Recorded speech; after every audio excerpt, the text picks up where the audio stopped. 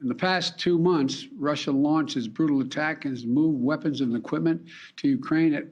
We've moved weapons and equipment to Ukraine in record speed.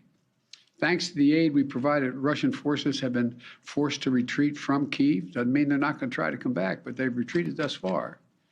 We've sent thousands of anti-armor, anti-missiles, helicopters, drones, grenade launchers, machine guns, rifles, radar systems, more than 50 million rounds of ammunition.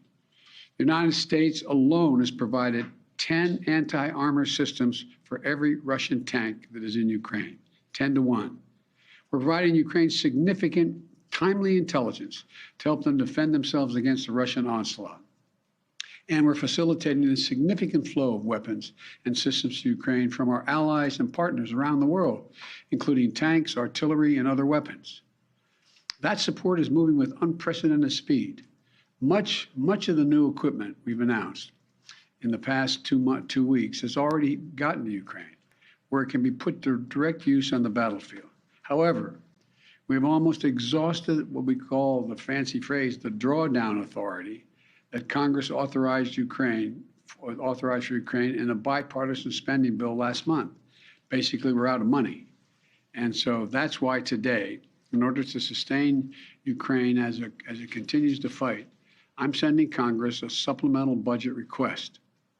It's going to keep weapons and ammunition flowing without interruption to the brave Ukrainian fighters and continue delivering economic and humanitarian assistance to the Ukrainian people.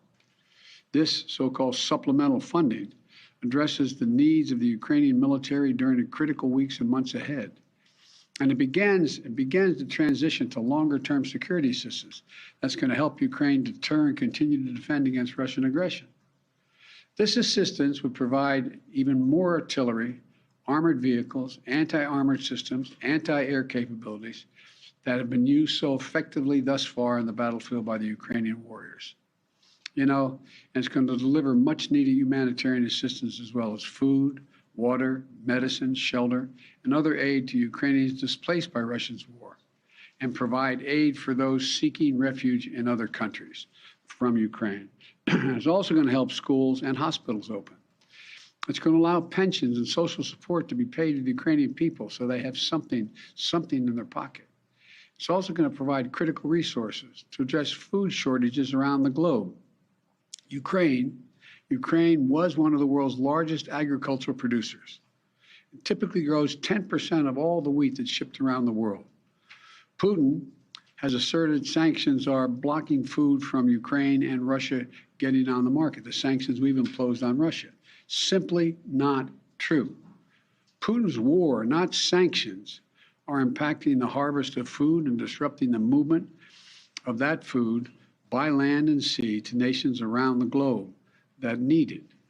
This funding is going to help ease rising food prices at home as well and abroad caused by Russia's war in Ukraine.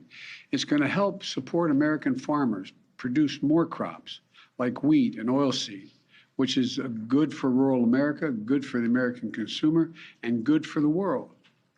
And this supplemental request will use the Defense Production Act to expand domestic production and the reserve of critical materials like nickel and lithium that have been disrupted by Putin's war in Ukraine and that are necessary to make everything from defense systems to automobiles.